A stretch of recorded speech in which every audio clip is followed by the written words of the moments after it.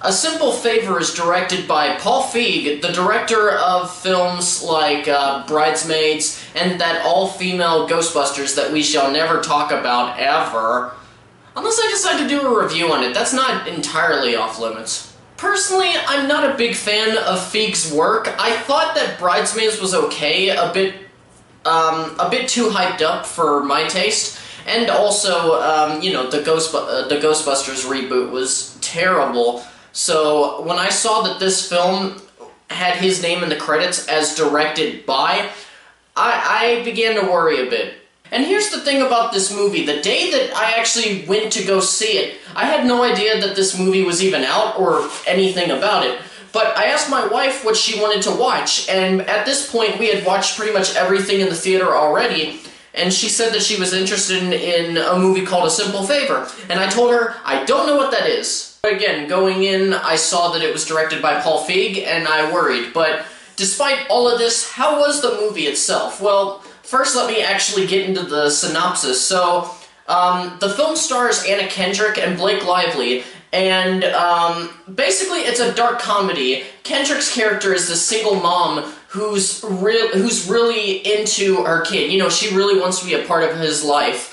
To the point where she goes to do everything, like school projects and anything, you know, basically the stuff that all parents have to do, and she's basically super mom with that, but all the other parents probably either don't like her or straight up hate her because of, you know, just her normal attitude.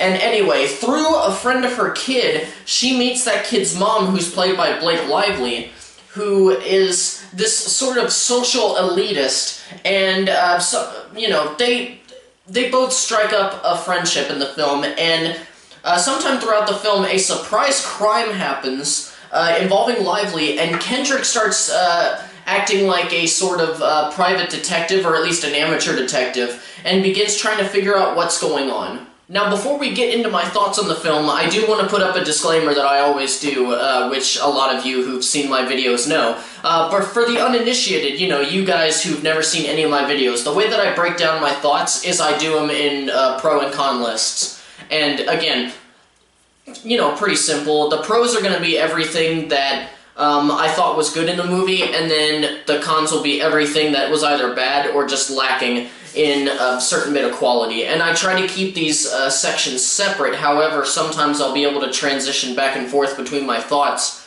by kind of breaking that structure. But again, I try to keep them separate. Okay, there's your disclaimer. Let's go ahead and get into the review. I will go ahead and say, this is my favorite Paul Feig directed movie, without a doubt. And what I was most impressed with as regards to the filmmaking and the narrative was just how the story developed throughout, how everything developed. And I would say that this film is kind of akin to Gone Girl. It has that feel to it, but whereas Gone Girl is a pure drama and thriller first and foremost, this is, again, more of a dark comedy with some very serious moments. It can get extremely serious, but basically how I put it is that it's similar to Gone Girl with the dark comedy twist. And also, the film felt, you know, like much more clever and more witty in the dialogue and overall writing compared to everything else that I had seen from Paul Feig up to this point, not including some of his Office episodes. But I don't know. I'm a slightly newer fan of The Office. I don't know if he actually wrote any of the dialogue or the stories for those. I just know he directed a couple episodes. Anna Kendrick in the film plays that type of girl that she's really good at playing. You know, the sort of naive, pure, and innocent girl with a bit of an attitude, and she's really good in this one too. But what really set her apart from all of her other characters was the character's backstory. I don't want to get into all of them, but there's a certain bit of the backstory that, you know, put me off a bit. But it was so strange and out there, I was like, you have my attention. As far as performances, Blake Lively is the standout in this film. I've always had a good opinion of her, although, you know, I never really saw her give a film a lot of gravitas. I mean, she was good in The Town and Age of Adeline, but this is hands down her best performance up to this point. She tore it up as this mom with a little way too much attitude at some points, that also had a mysterious edge to her. That, and there's also that natural sex appeal with Blake Lively that she has in this film, especially with some of the outfits that she wears. Like, some of them, I don't know how to describe it. It's just, it was kind of awesome. And it was so awesome that there were memes about it when they came out, and a lot of people were like, wait, what's this movie? And, I don't know, at one point during the viewing, Mallory, like, I leaned over to Mallory and whispered, I don't know who's more lucky, her or her husband Ryan Reynolds. Or was that her that whispered in my ear? I don't even remember. And of course, their chemistry in this film, the two leads, is amazing to see on screen. They play off of each other very, very well. If I had to put anything in as a con, I do have two things, and they're very simple. The first one is that a few of the jokes don't land very well, and I'm talking about, like, you know, like they were trying and it just came across as a little too cringy.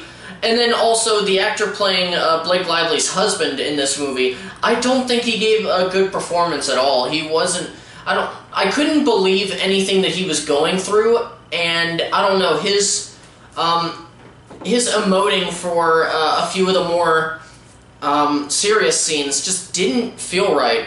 In the end, I really did enjoy this movie. It was a breath of fresh air, because I think at that time I hadn't seen too many movies that were actually putting a smile on my face, or that was the first time in a while that I was going into a movie that I knew nothing about and actually came out smiling.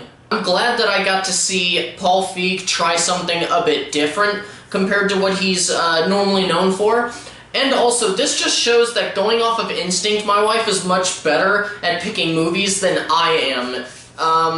You know, overall, again, I enjoyed the movie. It was a good late summer-ish, but not really summer surprise, and I've already seen it a few more times, and I plan on seeing it again relatively soon. And those are my feelings on A Simple Favor. Thank you guys so much for watching. If you enjoyed the video, please don't hesitate to hit that like button. And if you're new here, hit that subscribe button so that you can keep up to date with everything that's going on in the channel. And also, don't forget to keep the conversation going down in the comments. I really love seeing what you guys think about the movies and topics that I bring up on my videos. Now, all that's left to do is say farewell until the next video, all you movie fans and casual moviegoers alike, and keep on being awesome.